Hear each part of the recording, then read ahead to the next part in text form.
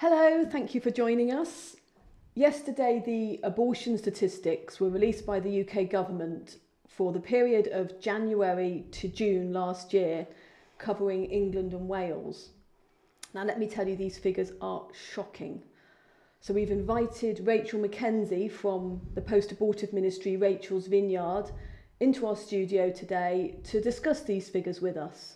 So welcome, Rachel. Thanks for coming in. Thank you for having me. I've been wanting you to come into the studio for a while, so this was a good excuse to get you in. Thanks.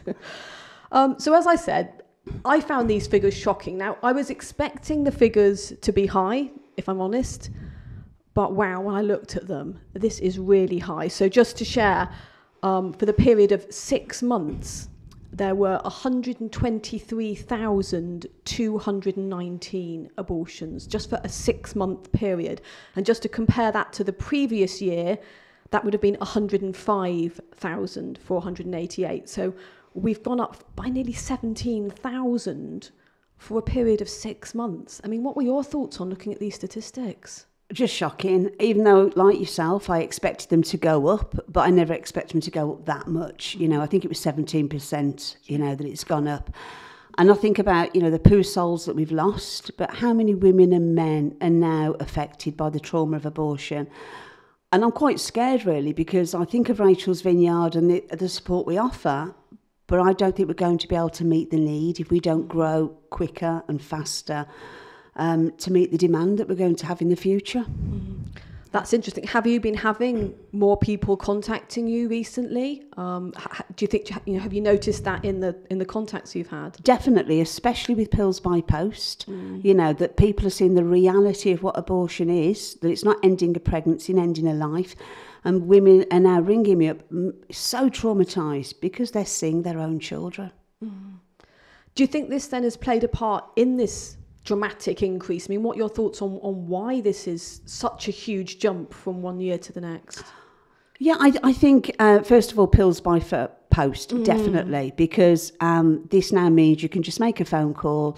You don't need a scan. You don't need to even say your real name. You don't need a blood test. Or, so women now, talk about trusting women, but women now are having to assess their own condition.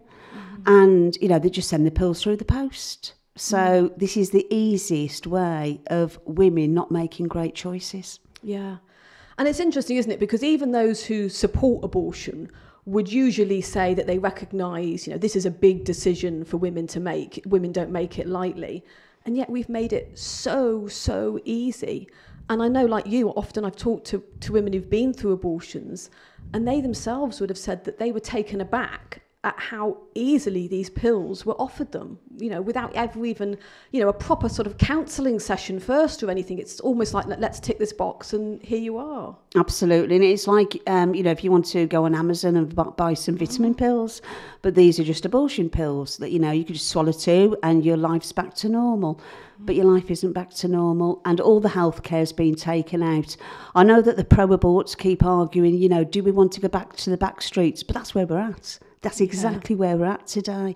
Women having abortions at home, no healthcare whatsoever. And I guess also, one of the things, and I'm wondering if you could speak into this a little bit, is looking at how these figures have increased. I know I often hear that if a woman doesn't have healing for an abortion, that she can actually go on to have further abortions because of that lack of healing. And I've looked at these figures for last year, and over 50,000 of those abortions were repeat abortions. So someone, that woman had 1 or more abortions previous to that. So do you think that could play into why we're getting such high abortion figures, because these women aren't getting the healing they need? Definitely. First of all, repeated abortions is not contraception. It's not women using it as a form of contraception. It's definitely a sign. Repeated abortions is a sign that a significant trauma has happened. And this is why we keep going back to the same trauma, trying to expect a different end. And this is what's happening to the women. The women that come to Rachel's Vineyard, they can't believe that they're at 3 or 6 abortions. How did I get there when, 1 abortion was bad enough? But how did I carry on repeating that? So even the women aren't aware that they haven't done this because they're evil or because, you know, that they're just so ridiculous. They're doing it because they're trying to go back to the trauma to fix it. And that's exactly what they're doing. And when I look at people that come to Rachel's Vineyard, what are the traumas that led to it? Rape is a big one, but it's not rape and then they get pregnant. That has happened and women have come. But where women have been raped years ago, that was never healed. And then they reenact that by having abortions. Now, I love the saying, if I'm going to get it right, you know, if you don't heal from what hurt you, you'll bleed on people that never cut you. And that's exactly what we've got here. That is so true, isn't it? And I think also, I mean, just in a way, purely looking at this from a sort of practical perspective, if a woman doesn't receive help when she's in difficulty, then clearly if she gets pregnant again, she's still in, you know, having those same problems around her, isn't she? So for instance, if a woman's maybe, you know, struggling financially in a difficult relationship, got problems with her accommodation, you know, difficulty with other children, whatever it might be, which leads her to an abortion, we all know that abortion doesn't really fix those problems. You know, as we know, it adds to problems. And so if she does get pregnant again, and it's likely that, you know, if her situation is the same, she well might, then she's still got those problems around her, hasn't she? Absolutely. You know, and we have to fix the obstacles. You know, the problem isn't the baby. The solution isn't, you know, for us to kill our children. I know after having a second abortion, my second abortion was easier than my first because I believed my first one I was going to hell. So my second was, well, I couldn't go to hell twice. And yet, you know, the depths of hell that I went, I might as well have. You know, and this is what's happening with the women. You interviewed Father Dominic Elaine from Grief to Grace, and there's a brilliant video on your website about trauma and abortion, and it's well worth, you know, listeners actually listening to that as well, and really recognising what makes these women and men do this again and again. I think that's really, really helpful because I think there's a lot of misconception around repeat abortions. You know, and people almost sort of looking at thinking, well, you know, you could maybe make a mistake once, but how can you continue to do that again and again?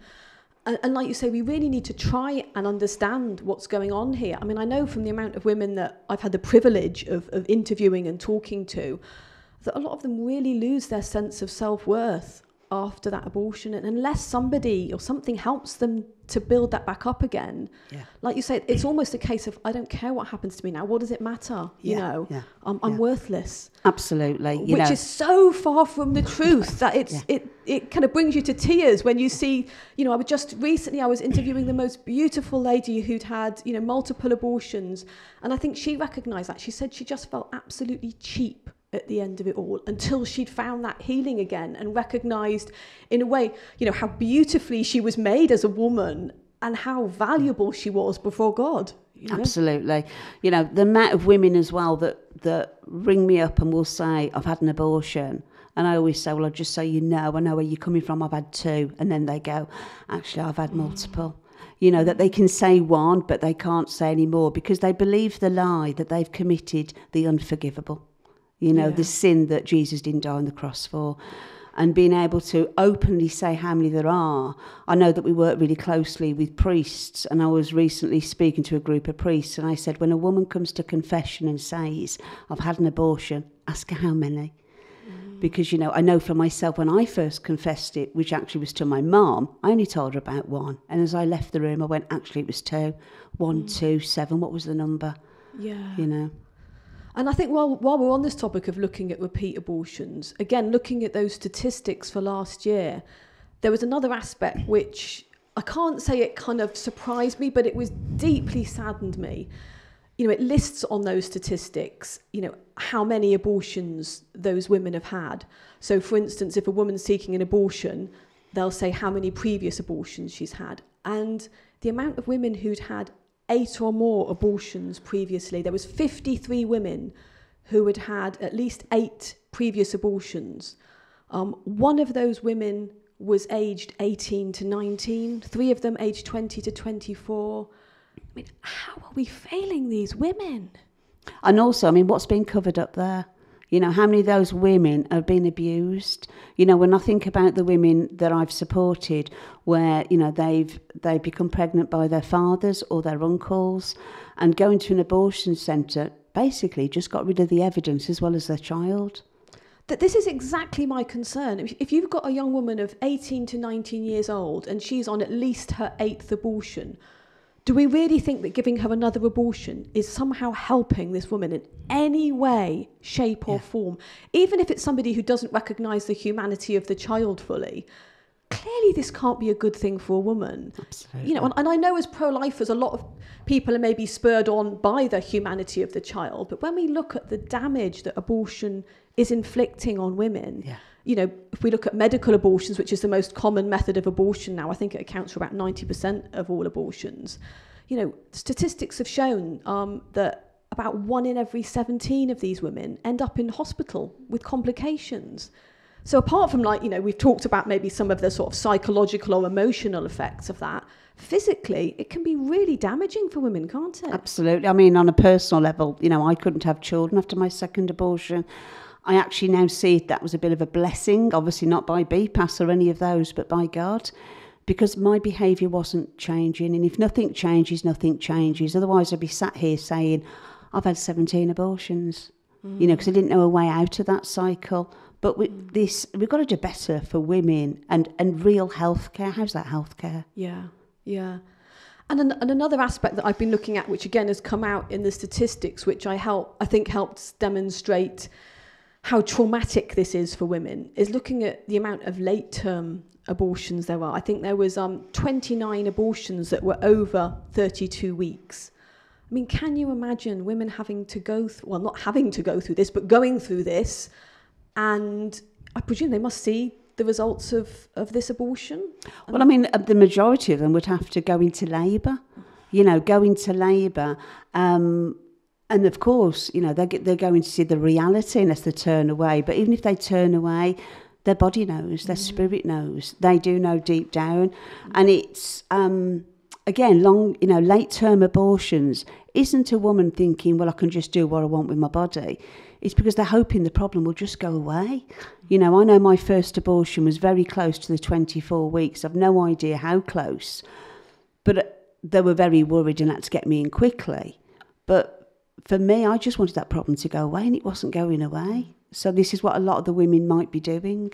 I think that's quite a helpful thing for people to realise, because I know that's quite a common thing that people will say to me, well, why on earth does a woman leave it till that late? I mean, surely she knows she's pregnant before then, which most likely she does. And I think there is also the aspect that sometimes women are chopping and changing their mind, you know, could I keep this baby? And then maybe there's pressure put on her by a boyfriend, and then she changes her mind again and goes back and forth. You know, also the situation, like you've said, of somebody just thinking, I just don't want to think about it, I'll put it off. And then recognising that they have got to think about it one way or another.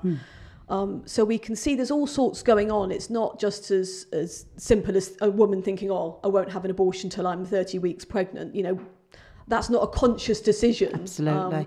You know, even those, you know, taking the pill before 10 weeks, how many of those put those pills in the drawer, think about it later, you know, should I, shouldn't I? You know, Natalia that you've spoken to is way over the 10 weeks and then saw Isaiah, you know, saw her child in the toilet and saw the reality of that.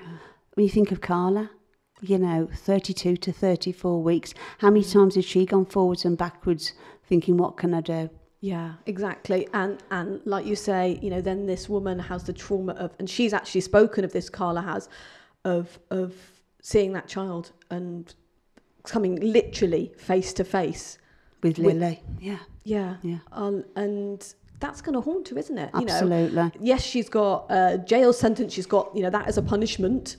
What about, you know, the reality of having seen her dead child? That's going to be far worse punishment for her. Seeing Lily, like you say, face to face, seeing her child, that will be a prison in her head for years to come.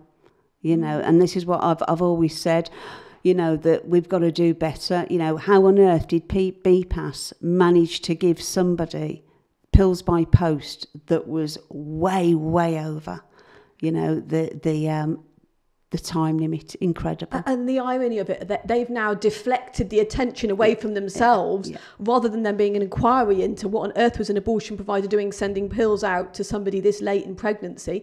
Something which pro-lifers said, yes, this will happen when you bring in pills by post and you don't see women. we knew this would happen, and we knew this was happening in various instances. But rather than the attention being on them, they've deflected that, and now they're using it to try and bring in, effectively, abortion up until birth. I mean, they're labelling it as decriminalisation. They've always got a euphemism for everything. Yeah. But we know in reality what that will mean, don't we? Absolutely. You know, and Carla, I truly believe, obviously I'm not in Carla's, head, but I think that she took those tablets to end a pregnancy. She didn't realise ending a pregnancy meant the death of her child, Lily. You know, because like you say, those euphemisms that we use, if you want the baby, it's a child. If you've had a miscarriage, I'm sorry, your child's died. Baby showers, but if you don't want it, it suddenly becomes less than it's a fetus, product of conception, end the pregnancy. And I think that language has played a huge part in Carla taking those tablets. Absolutely. And I think the fact that we've got, we've had legalised abortion for 55 years now, I think that has helped create a huge disconnect in our heads, hasn't it, between what it means to be pregnant, the reality of what that is. I think, like you're saying, there's a lot of people who, yes, on one level, they know, because, if you want to get pregnant and you see the pregnancy indicator says, yes, you are, you're having a baby.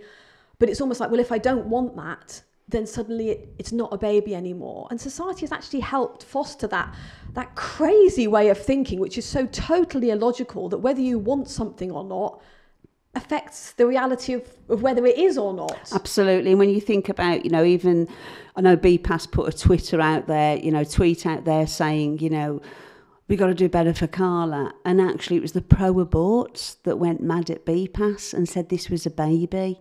You should be in prison, that they recognise the humanity of Lily. And yet at 24 weeks and above, we can still have abortions for Down syndrome, cleft lip. It's incredible. I think there's a lot of people, you talk to the average person on the street, and I think a lot of people will recognise, at that stage, that abortion is quite clearly taking the life of a human being. I know I was invited onto a radio show, and every single person I listened to that phoned up was supporting the fact that this was a human being and should never have been aborted. And yet, like you're saying, we have a law which does allow that if the child has Down syndrome, cleft palate, Do we suddenly think that disqualifies you from the human race? Do we think that these people aren't human because they've got a cleft palate? I mean, how incredibly offensive is that to people with any kind of, conditions or disabilities in a society that's supposed to be so inclusive? Exactly. I mean, we've got disability laws in place so that we're not prejudiced against people with disabilities. And yet the language that the doctors and, the medical teams use, there is a risk of, there's a danger of. I mean, how can a child be a danger to anybody? And, it's instead of saying there's a chance. So even the language that they use, and I know that I was on a radio interview with Nikki Campbell recently, and there was a woman on there, oh my gosh, and Nikki was saying, oh, I'm so sorry about what happened to you, which obviously was awful, but she was nearly up to 40 weeks pregnant, and she was told that the child had like some sort of heart defect and wasn't going to live, and so the kindest thing she could do was have an abortion. And then she went on to say, oh, Nikki, I had to watch the heart monitor and watch my child die. And it's like, no, you didn't. You didn't have to do that. You could have actually held your child and mothered that child. And, and I know that women that come to Rachel's Vineyard that have had exactly that same sort of lies told them. And it's such a complex, even more complex grief is abortion. But then on top of that is abortion where there would have been a disability, that they've been sold, well, this is the best thing you can do. And they have footprints of their child and pictures of their child. As this is not a stillborn. This is an abortion. And so the reality and trying to put light, shine the truth into that situation is so difficult. I remember one woman, that aha moment, she said, they actually stopped me from being a mother for 3 days, because she was told the child would only live for 3 days. you know, and it's, how's that helping anyone? And actually looking at the statistics for those 6 months of last year, I know there was just under 1,500, so 1,428 abortions were performed under Ground E, which is, you know, disability selective abortions. Yeah. So there was a huge amount of abortions because there was, you know, we think there was some sort of disability detected, and we all know, you know, every one of us is going to have heard stories of women who were given a diagnosis of some sort of disability. When they had the child, it turned out not to be true. But whether it is or isn't, that didn't affect their humanity. Exactly. You know, we all have the right to life, you know, and it's like if somebody, you know, if a child was in a car crash and suddenly had a disability at 3, well, we're going to kill them? Of course not. So why do it in the womb? There's no difference. Again, we see this sort of disparity between children that are outside the womb and children inside the womb. Yeah. You know, whether you've got a disability or not, whether you haven't, you know, how many of these kind of prejudices are we sort of, you know, maybe subconsciously instilling in people by sort of saying this, well, if your child has got a disability, then this is an acceptable reason to abort. And I've heard women, I'm sure you have too, you know, not just once or twice, but again and again and again throughout their pregnancy, every time they've gone in for an appointment, being asked, do you want to abort? Because, you know, your child's got spina bifida, because your child may have, you know, like you say, a heart defect or whatever it might be. And that actually puts a lot of added pressure onto women, like you say, almost making them feel this is the kind thing to do. Right thing to do, the responsible thing to do. And how do, you know, children and adults with disabilities, when they hear these statistics, what does that make them feel? You know? Very true, very true. It's almost saying that they're not worth as much. Absolutely. You know, or that their value is only in whether their mum wanted them or not. Yeah. And we find that, you know, even at Rachel's Vineyard, that people will come to grieve the child that they wanted. You know, I remember one woman, she came and she was grieving one, and actually there was many more, but the others weren't wanted. But when she realised the humanity of all of them, you know, came with one grief and left with many more, you know, that they all matter. And I think also that if an abortion hurt a woman more, maybe that, you know, the 4th abortion was a coerced abortion or a late-term abortion, they think, well, I must have loved that child more, but the others are insignificant. So even there's that, you know, confusion between each abortion being equal. And I always say, you know, that my first and my second abortion, Jude and Paul, are equal in that. You know, I've got no graveside to go to. I've got no way of honouring them other than talking about them through the work I do. And if you don't mind maybe just talking into this, what you've just mentioned there, because again, this is something that people sometimes ask me and maybe are almost afraid to ask. What, you know, when people are having these abortions, obviously some of them are later than others, but every single one there is a body. What happens to that, Rachel? Yeah, so, you know, this is why, you know, on a Rachel's Vineyard we have a memorial service, because because there's no body to bury. I know, you know, both of us have been really honoured and privileged to be at a couple of abortion funerals, but the majority of abortions there is no body, so it's as if the grief goes on and on and on. That's why we have a memorial service where the women and men get to honour their children and who they are. But the reality is that the majority of these children, you know, the remains of the children, not product of conception, are in the clinical waste, in BPAS, you know, or they're at home and they've been flushed down the toilet, or they're in a little box and they're buried, you know. And I've had, you know, more than one woman ring me up and say the remains are in her freezer, you know, because they know it's not something I can just throw away. And often the women, you know, that have flushed the toilet, it isn't because, again, it's not because they couldn't care less and it's just, you know, another waste to go down into the sewers. They flushed it through shock, through trauma, through let it just go away.